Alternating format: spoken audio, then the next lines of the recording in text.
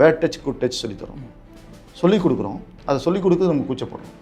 என்னோடய குழந்தை வந்து ஏஜ் அட்டன் பண்ணிட்டா, ஆனால் நான் அவளுக்கு வந்து சொல்ல முடியல. நான் ஒரு அம்மாவாக இருக்கிறேன், ஒரு அப்பாவாக இருக்கேன், ஆனால் அதை சொல்ல முடியல. அப்போ நம்ம யாரோ ஒரு 3வது மனிதர்கிட்ட ஒரு கவுன்சிலிங் கூப்பிட்டு போய் தான் அந்த குழந்தைக்கு நம்ம சொல்ல வேண்டிய நீங்கள் நிறைய புத்தகங்கள் எழுதியிருக்கீங்க. அதில் உங்களுக்கு அதிகமாக வரவேற்பு கிடைச்ச புத்தகம்னா எது? புத்தகங்கள் அப்படின்றத தாண்டி கதைகள் குறித்து தான் நம்ம இந்த குழந்தைகளை இப்போ இருக்க இந்த இன்டர்நெட் காலத்தில் இந்த புத்தகம் வாசிப்பு அப்படின்றது வந்து எந்த அளவுக்கு இருக்குது சார் குழந்தைக்கு மத்தியில்? புத்தக வாசிப்பு அப்படின்றது வந்து வெறும் நம்ம புத்தகத்தை மட்டும் வாசிக்கிற காலகட்டம் இருந்தால் நம்ம எப்பவும் வந்து பின்தங்கிடுவோம். விழிப்புணர்வு சார்ந்து எழுதும்போது கதைகளாக இருக்கட்டும், இல்லை சிறுகதைகள், இல்லை ஹைகோ இந்த மாதிரியான இருக்கட்டும், அறிவியல் சார்ந்து எழுதும்போது, விழிப்புணர்வு சார்ந்து எழுதும்போது என்ன மாதிரியான மெனக்கடல்கள் வந்து எழுத்தாளர்களுக்கு இருக்குது? ஆமாம், இப்போ அறிவியல் சார்ந்து அப்படின்னு சொல்லும்போது நம்ம என்ன செய்கிறோம்னா, நம்ம சொல்கிற கதைகள் வந்து அந்த குழந்தைகளோட மனசு உள்ளே போகணும். 2வது வந்து நம்ம என்ன நினைக்கிறோமோ அந்த கருத்தை வந்து அந்த கதைக்குள்ளேயே கொண்டு வந்து வச்சிடணும். இது வந்து கதை சொல்கிறவங்களுக்கு பெரிய சவாலாக அமையும். இப்போ நாங்கள் ஒரு கதையை இப்போ வந்து அப்துல் கலாம் சொல்கிறாரு, இப்போ நீங்கள் வந்து மரத்தை வெட்டக்கூடாதுன்னு சொன்னீங்கன்னு வச்சுங்களேன், இது தான் பல காலமாக சொல்லிட்டு இருக்கோமே, இது என்ன பெரிய செய்தி அப்படின்றது தான் இங்கே கருத்தாக இருக்கும். ஆனால் ஒரு குழந்தைகிட்ட அப்துல் கலாம் என்ன சொல்கிறாரு அப்படின்னா, அதாவது மரத்தை வெட்டக்கூடாதுன்றதை நேரடியாக சொல்லாமல், உனக்கு கிளி வளர்க்கணும்னு ஆசையாக இருக்குதா, உனக்கு ஒரு அணிலை வளர்க்கணும்னு ஆசையாக இருக்குதா, நீ ஒரு மரத்தை நடு. மரத்தை நட்டனா அந்த மரம் வளர்ந்ததுக்கப்புறம் அதில் கிளைகளில் வந்து பல பறவைகள் வந்து தங்கி கூடு கட்டும், அப்படி ஒரு செய்தி சொல்கிறாரு. அணில்கள் தானாகவே வந்து அங்கே குடியேறும். அப்போ நீ என்ன செய்யணும், ஒரு அணிலையோ ஒரு பறவையோ வளர்க்கணும்னா கடையில் போய் பறவை வாங்கிட்டு வந்து ஒரு கூட்டில் அடைக்கக்கூடாது. கூட்டில் அடைக்கிற வீட்டையுமே நம்ம வச்சுக்கூடாது. நீ ஒரு அறைக்குள்ளே உன்னை பூட்டி வச்சா அவ்வளோ தவறாத மாதிரி தான். அப்போ நீ என்ன செய்யணும், ஒரு செடியை வாங்கி உன்னோட ஒரு மரத்தை நடு. வெறும் நம்ம என்ன நினைக்கிறோம்னா, மரம் நடுறதுன்றது ரொம்ப சாதாரணமாக நினச்சிக்கிறோம். தெருவோரங்களில் மரம் நடுறது சாதாரணம். இங்கே அப்படி கிடையாது. மரம் நடுறது பெரிய செய்தி இல்லை, மரத்தை வளர்க்குறது. இப்போ வந்து சேமிப்பு பழக்கத்தை நம்ம குழந்தைங்களுக்கு அறிமுகப்படுத்துறதே கிடையாது. ஒரு காலத்தில் நமக்கு சேமிப்பு பழக்கம் இருந்தது, இப்போ கிடையாது. அப்போ இந்த மாதிரி குழந்தைகளுக்கு சேமிப்பு பழக்கத்தை உருவாக்கணும். இப்போ நம்ம சொல்கிறோம், கரெக்டாக ஒரு ஆண்டு முழுக்க அந்த குழந்தைங்க வந்து பள்ளிக்கூடம் போகிறாங்க, படிக்கிறாங்க. அப்புறம் திரும்ப திரும்ப எதுக்கு நம்ம வந்து இந்த கதைகளை போய் சொல்லணும்னு கேட்குறாங்க. அப்படி இல்லை. படிக்கிறது வேறு, கதை கேட்குறது, கதை சொல்கிறது வேறு. இது வேறு, அது வேறு. இது வந்து கல்வின்றது வந்து நம்மளுடைய அறிவுக்கு தான். இது வந்து உணர்வு ரீதியாக நீங்கள் ஒரு விடயத்தை அணுகணும். இப்போ இங்கே அறம் செத்து போயிடுச்சு அப்படின்னு நம்ம பேசுகிறோம். அறம் இல்லை, அறம் செத்து போயிடுச்சு. இந்த அறம் எங்கேருந்து வரும்னு பார்த்தீங்கன்னா, இங்கேருந்து தான் வரும். ஒரு திரைப்படத்தில் ஒரு கதாநாயகர் தீங்கு செய்யக்கூடிய ஒரு வில்லனை அடிக்கணும். அவர் வந்து ஒரு வண்டியில் போயிட்டுருக்காரு, அவர் பைக்கில் போயிட்டுருக்காருன்னு வச்சுக்கோங்க. பைக்கில் போயிட்டுருக்கும்போது அந்த வில்லன் வந்து ஏதோ ஒரு செஞ்சு அந்த பைக்கை அவங்க கிட்ட பிடிங்கிறாரு. இப்போ அந்த வில்லனை இவர் வந்து பிடிக்கணும். இவர் நடந்து ஓடி ஒன்றும் பண்ண முடியாது. இவர் ஓடும்போது என்ன பண்ணுறாருன்னா, அந்த சாலையில் யாரோ ஒரு உடல் உபாதைக்காக அங்கே சிலிண்டர் கிடைக்கிறதுக்கு நிற்கிறாரு அப்படின்னா, இந்த வண்டியை அவரோட அனுமதி இல்லாமல் எடுக்கிறாரு. இப்போ இங்கே 2 பேருமே வில்லனாக மாறிடுறாங்க. இந்த ஒரு இது மாறணும். அந்த சீனை வந்து அங்கே மாறினா தான் நல்லாயிருக்கும். அப்போ அவர்கிட்ட வந்து நம்ம என்ன செய்யணும்னா, இல்லை இது வந்து தவறு ஐயா, நான் வந்து அதாவது அவர் போகிற வேகத்திலேயே இவருக்கு ஒரு மன்னிப்பு கேட்டு போனால் நல்லாயிருக்கும். அந்த இயக்குநர்கள் அது மாதிரி சிந்திச்சா நல்லாயிருக்கும். அப்போ ஒரு பார்க்குற அந்த குழந்தைகள் வந்து மதுவான அந்த சீனாகட்டும், இல்லை பரவாயில்லைங்க இவ்வளோ அவசரத்துலேயும் அவர் வந்து ஒரு சாரி சொல்லிட்டு போயிருக்காரு அப்படின்றத தான் விரும்புகிறாங்க. அப்போ கதைகள்லேயும் நாங்கள் இதை கொண்டு வரதுக்கு முயற்சி செஞ்சிட்ருக்கோம். அப்போ அவங்களுக்கு பிடிச்ச கதாநாயகர்களோட சேர்த்து இந்த கதையை சொல்லும்போது அவங்களுக்கு பிடிச்சி போகுது. ஓகே, அதனால தான் அவங்களுக்கு பேய் கதைகள் ரொம்ப பிடிச்சி போகுது. ஏன்னா பேய்கள் வந்து இனிமேல் செய்யாது, நம்ம நல்லது தான் செய்யும் அப்படின்னு நம்புகிறாங்க. ஓகே, நீங்கள் நிறைய புத்தகங்கள் எழுதியிருக்கீங்க. அதில் உங்களுக்கு அதிகமாக வரவேற்பு கிடைச்ச புத்தகம்னா எது? புத்தகங்கள் அப்படின்றத தாண்டி கதைகள் குறித்து தான் நம்ம இந்த குழந்தைகள். இப்போ வந்து உதாரணத்துக்கு நம்மளுடைய தேசிய பறவையாக நம்ம வந்து மயிலை சொல்கிறோம். இந்தியாவுடைய தேசிய பறவையாக மயிலை சொல்கிறோம். இங்கே மயில்களுக்கு எந்த ஒரு தீங்கும் செய்யக்கூடாது அப்படின்னு சொல்கிறோம். ஆனால் மயில்களோட பெருக்கம் அதிகமாக ஆகும்போது நம்ம தீங்கு செய்ய வேண்டிய சூழல் ஏற்பட்டுரும். அப்போ வேறு வழி இல்லாமல் நம்ம வந்து அரசாங்கத்திட்ட சொல்ல வேண்டியிருக்கு. இப்போ வந்து பன்றிகள் வந்து காட்டுக்குள்ளே வந்துருச்சு, யானைகள் காட்டிலேருந்து நம்ம நகரத்துக்குள்ளே வந்துருச்சுன்னா நமக்கு அதுக்கான வாழிடம் வந்து ஒன்றுமே வாழிடத்தை அழிச்சிட்டோம் நம்ம. அப்போ அது வேறு வழி இல்லாமல் உள்ளுக்குள்ளே வருது. அப்போ நம்ம செய்தித்தாள் எழுதும்போது என்ன சொல்கிறாங்க, அந்த யானையை வந்து வில்லனாக்கிறாங்க, மக்களை வந்து ஹீரோ வைக்கிறாங்க. ஆனால் இங்கே வந்து அப்படி இல்லை. நம்ம வந்து ஒரு வீடு கட்டணும் அப்படின்னா 4 மரங்களை வந்து வெட்டுறோம், அந்த வீட்டுக்காக இடத்துக்கு. நான் என்ன சொல்கிறேன்னா, நீங்கள் 4 மரங்களை வெட்டிட்டீங்கன்னா ஒரு 4 மரங்களை வெளியில் இல்லைங்கன்னா நடலாமே அப்படின்றது தான் இந்த கருத்தை நான் சொல்ல வரேன். அப்படி தான் இந்த குழந்தைகளுக்கான கதைகள்லேயும் நம்ம என்ன புகுத்துறோம் அப்படின்னா, அவங்களுக்கு தெரியாத விடயத்தை தெரிய வைக்கிறோம். முதல்ல வந்து நம்ம என்ன பண்ணுறோம், மயில்னா நம்மளுடைய தேசிய பறவை, இந்த மயிலை நம்ம காப்பாற்றணும் அப்படின்றத வந்து ஒரு கதையாக கொண்டு வரோம்.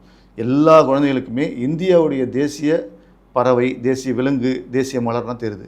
இப்போ தமிழ்நாட்டில் ஒவ்வொரு மாநிலத்துக்கும் ஒரு மலர் இருக்குது, ஒவ்வொரு மாநிலத்துக்கும் ஒரு பறவை இருக்குது, ஒவ்வொரு மாநிலத்துக்கும் ஒரு விலங்கு இருக்குன்னா, இப்போ அதை வந்து கொண்டு போய் சேர்க்கக்கூடிய வேலையை நாங்கள் வந்து கல்வியை தாண்டி எழுத்தாளர்கள் செஞ்சிட்ருக்காங்க. அதுவும் சிறார் இலக்கிய எழுத்தாளர்கள் வந்து இன்றைக்கி நடக்கக்கூடிய செயல்பாடுகள், இன்றைக்கி வந்து உங்களுக்கு ஈவ்டீசிங் நடக்குது, உடல் சார்ந்த குட் டச் பேட் டச் நடக்குது. இப்போ கூட பார்த்திங்கன்னா அரசாங்கம் வந்து ஒரு எண் கொடுத்துருக்குறாங்க. இந்த குழந்தைகள் இந்த எண்ணில் வந்து 1093 அது மாதிரி ஒரு எண் கொடுக்குறாங்க. அந்த எண்ணில் வந்து நீங்கள் தொடர்பு கொண்டீங்கன்னா உங்களுக்கு இப்போ ஆசிரியர்களே சில ஆசிரியர்கள், எல்லா ஆசிரியரும் கிடையாது, சில ஆசிரியர்கள் வந்து தேவையில்லாமல் செயல்பாடுகளில் ஈடுபடும் போது அந்த குழந்தை அம்மா கிட்டே சொல்ல முடியல, வேறு எங்கே சொல்கிறதுன்னு யோசிக்கும் போது அவங்களுக்கு வந்து இந்த எண்ணை கொடுக்குறாங்க. நீங்கள் இதை சொன்னீங்கன்னா உங்களுக்கு இந்த விடயங்களை வந்து சீக்கிரமாக சரி பண்ணி கொடுக்க முடியும் அப்படின்னு ஒரு அரசாங்கம் ஒரு உறுதி கொடுக்கறதுனால அந்த குழந்தைங்களுக்கு ஒரு மன நிறைவு வருது.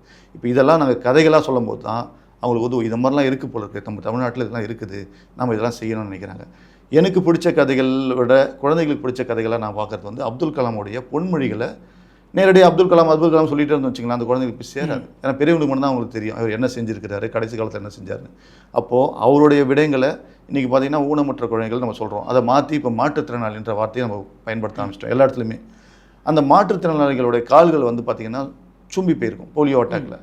அப்போ அந்த குழந்தைகள் வந்து அதிகமான எடை உள்ள காலை தான் வந்து நகர்த்தி கொண்டு போன ஒரு காலம் இருந்துச்சு.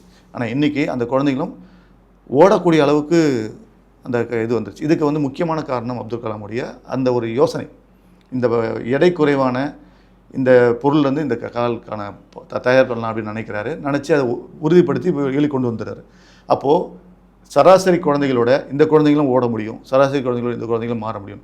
இன்றைக்கி வந்து 3 சக்கர வண்டியை ஒரு பெற்றோர் தான் தள்ளிட்டு போகக்கூடிய காலம் தான் இருந்தது. ஆனால் இன்றைக்கி நம்மளுடைய அறிவியல் தொழில்நுட்பத்தில் ஒரு பேட்டரி கார் கொண்டு போகலான்றோம். இன்றைக்கும் ஆர்டிசம் குறித்து விழிப்புணர்வுக்கு நிறைய வந்திருக்குது. இது எல்லாமே வந்து கதைகளில் நாங்கள் கொண்டு வந்திருக்கோம். அதை நாங்கன்னா தமிழ் எழுத்தாளர்கள் வந்து கொண்டு வந்திருக்கிறாங்க.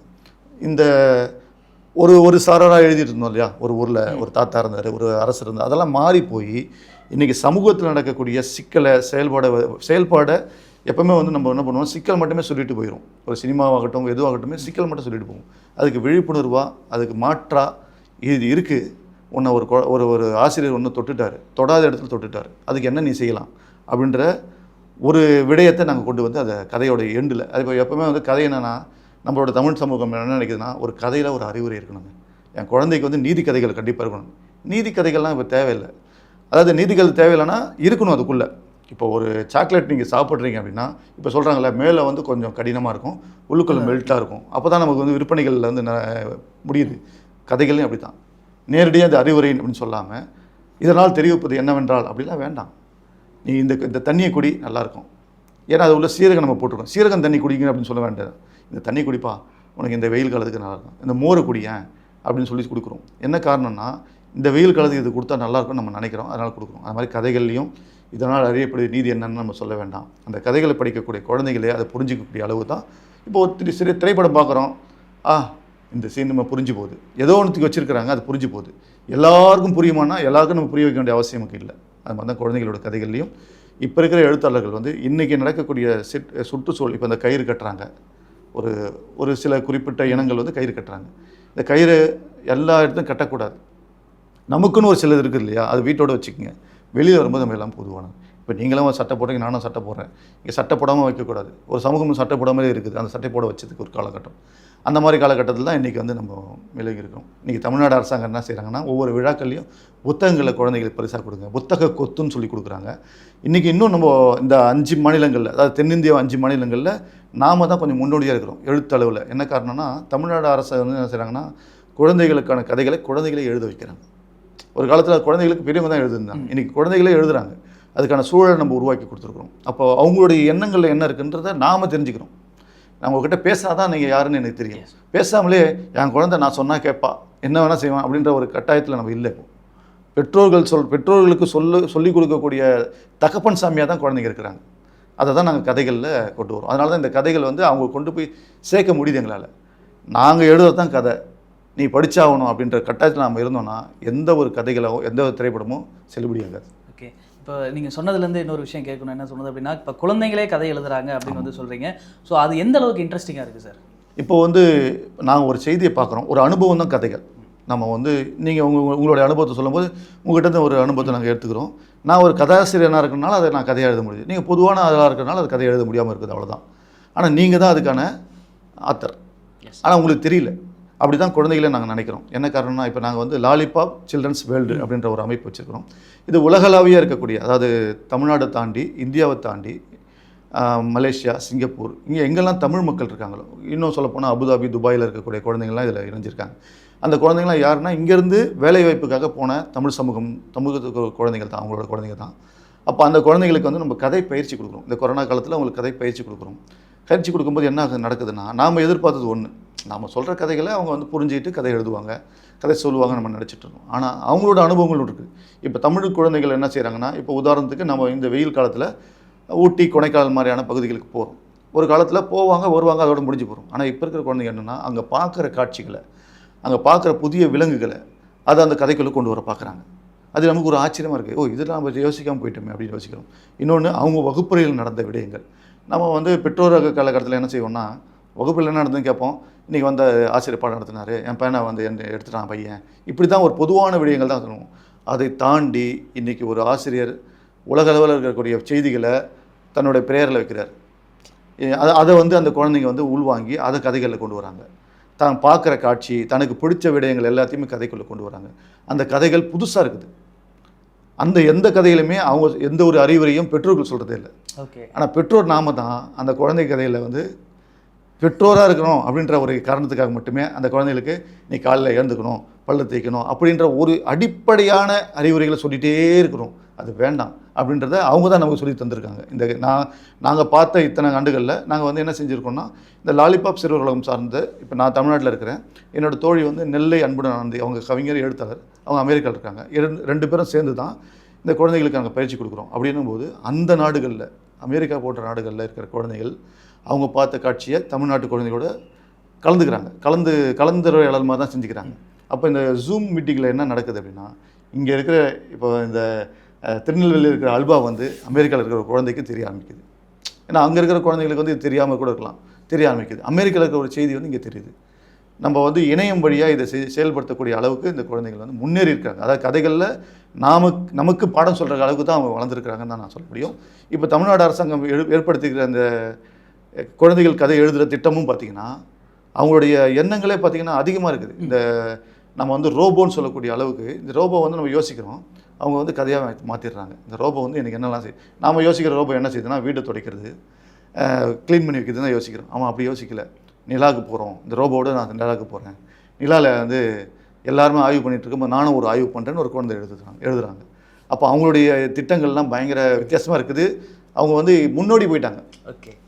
சைனா வந்து நம்ம சொல்கிறோம், சைனா வந்து நமக்கு முன்னாடி இருக்காங்க, அமெரிக்கா நமக்கு முன்னாடி இருக்காங்கன்னா, நம்மளுடைய குழந்தைகளோட எண்ணங்களும் நமக்கு முன்னாடி தான் இருக்குது. அதை தான் நம்ம பெருமையாக நம்ம சொல்லிக்கலாம். அதுக்கு இந்த நேரத்தில் நம்ம அரசாங்கத்துக்கு நம்ம நன்றி சொல்ல கடமைப்பட்டுக்கலாம். Super sir. இப்போது விழிப்புணர்வு சார்ந்து எழுதும்போது கதைகளாக இருக்கட்டும், இல்லை சிறுகதைகள், இல்லை ஹைகோ இந்த மாதிரியான இருக்கட்டும், அறிவியல் சார்ந்து எழுதும்போது, விழிப்புணர்வு சார்ந்து எழுதும்போது என்ன மாதிரியான மெனக்கடல்கள் வந்து எழுத்தாளர்களுக்கு இருக்குது? ஆமாம், இப்போ அறிவியல் சார்ந்து அப்படின்னு சொல்லும்போது நம்ம என்ன செய்கிறோம்னா, ஒரு வெங்காயம் அறியும் போது கண்ணிலும் தண்ணி வரும், அதுக்கு வந்து இந்த கொலஜன் சொல்கிறோம். அதை வந்து நம்ம கதைகளாக எழுதுகிறோம். இது வந்து பொதுவான அறிவியல், அன்றாட வாழ்வியல் அறிவியல், அவ்வளோதான்.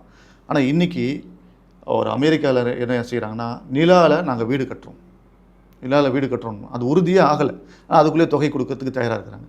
அப்போ உடனே சைனா என்ன பண்ணுறாங்க, நீங்கள் வீடு கட்டிங்கன்னா கழிப்பறைகள் அல்லது வந்து கழிவுகளை கொண்டு போய், இப்போ இங்கேருந்து கொண்டு போகிற அந்த ராக்கெட்டில் இருக்கிற கழிவுகள் வந்து மேலே சுற்றிட்டு இருக்குது, அது நிறைய சிக்கல்கள் உண்டாக்குன்றதுக்காக என்ன பண்ணுறாங்கன்னா, அந்த சைனாக்காரங்க ஆஸ்திரேலியாவோடு சேர்ந்து ஒரு கழுகு வடிவில் ஒரு டஸ்ட்பினை உருவாக்குறாங்க. அது என்ன பயன்பாடு அப்படின்னா, ஈர்ப்பு சக்தி மூலயமா தேவையில்லாத பாகங்களை கொண்டு வந்து அந்த கழிவறையில், இப்போ நம்ம டஸ்ட்பினில் இங்கேருந்து போட முடியாது. இப்போ நமக்கு டஸ்ட்பின் வந்து நவீனமாக வந்துருச்சு, நீங்கள் குனியவே வேணாம், காலில் எப்படி அழுத்திட்டிங்கன்னா அது திறக்கும், நீங்கள் போடலாம், அந்த அளவுக்குலாம் வந்துருச்சு. அந்த டெக்னாலஜியை அவங்க அங்கே பயன்படுத்துகிறான். அப்போ வந்து இந்த மாதிரி அறிவியல் செய்திகளை குழந்தைகளுக்கு கதையாக கொண்டு போகணும்.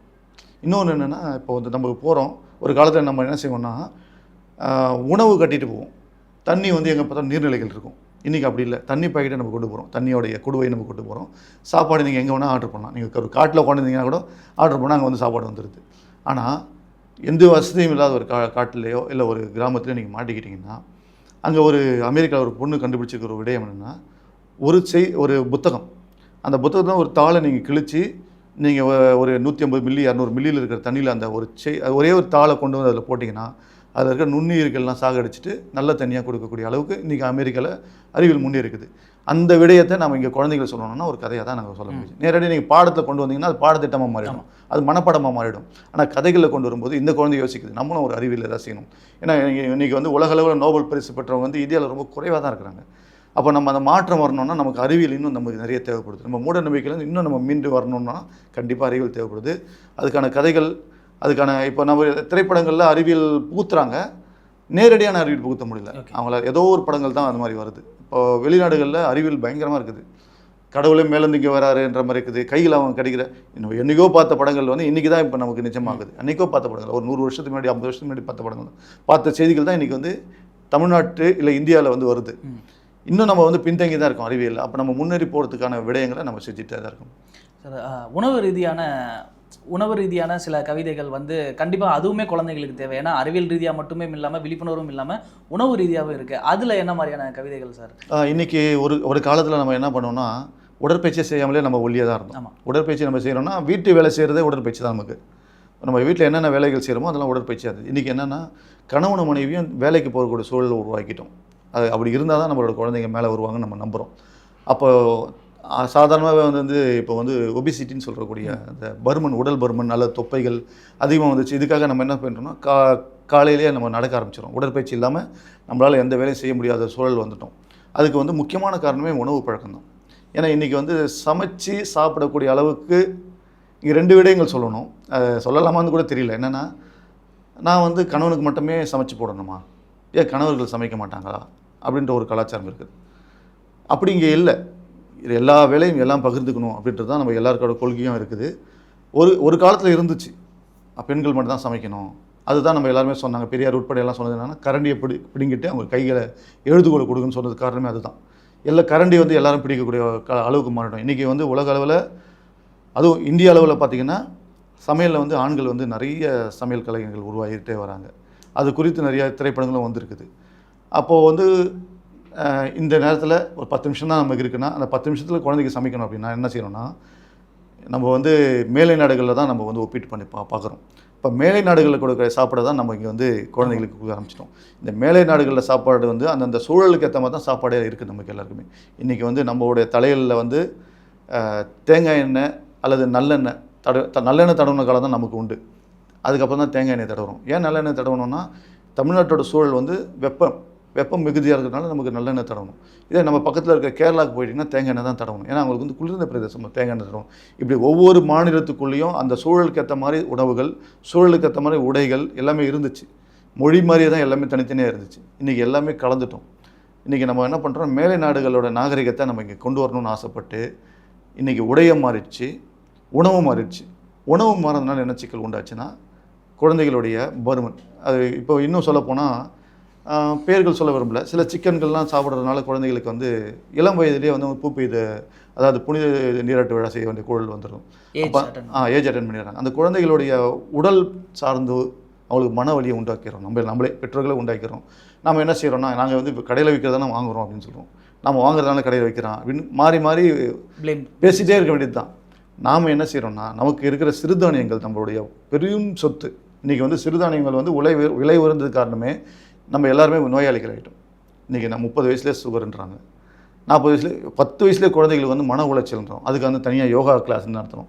இது எல்லாத்தையுமே நம்ம வந்து உணவு கட்டுப்பாடு இல்லாமல், பராமரிப்பு இல்லாமல், அவசரமாக சாப்பிட்ற ஒரு பாஸ்போர்ட் உலகத்தில் இருக்கிறதுனால தான் காரணமாக போகுது.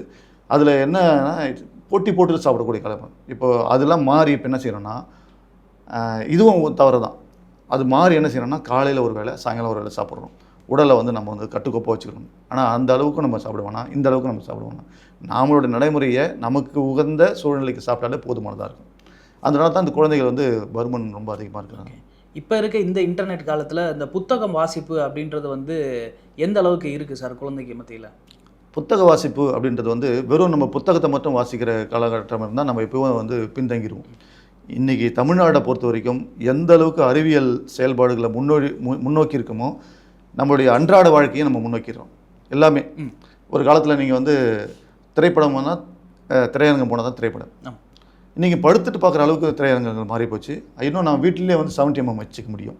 ஏன்னா உங்களுக்கு எந்த அளவுக்கு அறிவியல் தொழில்நுட்பம் வருதோ அந்த அளவுக்கு நீங்கள் மாறிட்டே வரோம். அதான் அன்றாட வாழ்க்கையில் நான் என்னென்ன செய்யணும். இன்னும் சொல்லப்போனால் நம்ம ப்ரெஷ்ஷை வந்து ஒரு காலத்தில் கையில் தான் தேய்ச்சிட்டு இருந்தோம். இன்றைக்கி மிஷின் வந்துருச்சுன்றாங்க. அப்புறம் காலுக்கு மசாஜ் சேர்த்து மிஷின், எல்லாமே மிஷின் கொண்டு வந்துட்டோம். அது மாதிரி தான் படிப்புலையும் இப்போ நம்ம மிஷின் கொண்டு வந்துட்டோம். இன்றைக்கி ஆடியோ புக்ஸ்னு அதிகமாக இருக்குது. ஒரு குழந்தை வந்து நம்ம வந்து வெளியூருக்கு பயணம் பண்ணுறோம், ஒரு காரில் போகிறோம் அப்படின்னா ஏதோ பேசுகிறோம், ஒரு கட்டத்துக்கு அப்புறம் நமக்கு வந்து வாய் வலிக்குது அல்லது வந்து செய்தியெல்லாம் போயிடுது. அப்போ வந்து ஒரு திரைப்பட பாடல் கேட்கலான்னு நம்ம நினைக்கிறோம். அப்போ அந்த மாதிரி நேரங்களில் குழந்தைகளுக்கு கதைகள் வந்துருச்சு. இப்போ பெரியவங்களுக்கான கதைகளும் இருக்குது, ஆடியோ புக்ஸில் கதைகள் இருக்குது. இன்னும் சொல்லப்போனால் இப்போ செஸ் போர்டு வந்து 2 பேர் சேர்ந்து தான் விளையாட முடியும். 2 பேர் இருந்தால் தான் சதுரங்கம் விளையாட முடியும். ஆனால் இப்போ நீங்கள் ஒரு ஆளே சதுரங்கம் விளையாடலாம். ஏன்னா நீங்கள் நெட்டை போட்டுருக்கீங்கன்னு வச்சுக்கலாம். எதிர்க்க வந்து ஒரு மிஷின் கூட விளையாடுறது. அதை மிஷினை தோக்கடிக்கக்கூடிய அளவுக்கு நீங்கள் வந்து கொஞ்சம் ப்ரில்லியண்ட்டாக இருந்தால் மட்டும் தான் தோக்கடிக்க முடியும். அப்படி தான் இந்த புத்தகம் வந்து ஆடியோ புக்ஸாக வந்துருச்சு, வீடியோ புக்ஸாக வந்துருச்சு. இன்னும் சொல்லப்போனால் நான் இந்த 1000 பக்கத்தை எனக்கு ஃபுல்லாக படிக்க முடியாதுங்க அப்படின்னா எனக்கு இதில் இருக்கிற சாராம்சத்தை மட்டும் கொடுங்க அப்படின்னு சொன்னால் அந்த நெட்டு வந்து செஞ்சு கொடுத்துருச்சு. நீங்கள் 600 பக்கத்தை எவ்வளோ மணி நேரம் படிக்கிறத ஒரு மணி நேரத்தில் உங்களால் கதைகளாக கொண்டு வந்து முடியுது. இன்னும் அதில் வந்து எனக்கு வண்ணமாக பார்க்கணும், புத்தகத்தில் உங்களுக்கு கருப்பு வழியில் தான் படிக்க முடியும், இல்லை வண்ணமாக பார்க்கணுன்னாலும் அதுக்கு ஏற்பாடு செஞ்சு கொடுக்குது. அந்த விதத்தில் பார்த்தா நம்ம அறிவியலோடு சேர்ந்து நம்ம பயணம் பண்ணுறோம். அப்போ குழந்தைகளுக்கு அந்த ஆர்வத்தை தெரிஞ்சோ தெரியாமலும் நம்ம தூண்டிகிட்டே தான் இருக்கிறோம். அந்த விதத்தில் இப்போ இதிகாசங்கள் சொல்லக்கூடிய மகாபாரதம், ராமாயணங்கள்லாம் இப்போ அது வந்திருக்குன்றது வந்து எனக்கு கொஞ்சம் வருத்தமானதான் செய்தி தான்.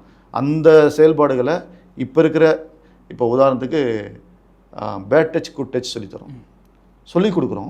அதை சொல்லிக் கொடுக்குறது நம்ம கூச்சப்படுறோம். என்னோடய குழந்தை வந்து ஏஜ் அட்டன் பண்ணிட்டா, ஆனால் நான் அவளுக்கு வந்து சொல்ல முடியல. நான் ஒரு அம்மாவாக இருக்கிறேன், ஒரு அப்பாவாக இருக்கேன், ஆனால் அதை சொல்ல முடியல.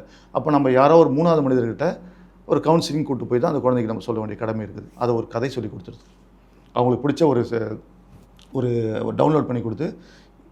இப்போ என்னோடய தோழி ஒருத்தவங்க வந்து கோயம்புத்தூரில் இருக்கிறாங்க, அவங்க யோகா டீச்சராக இருக்கிறாங்க.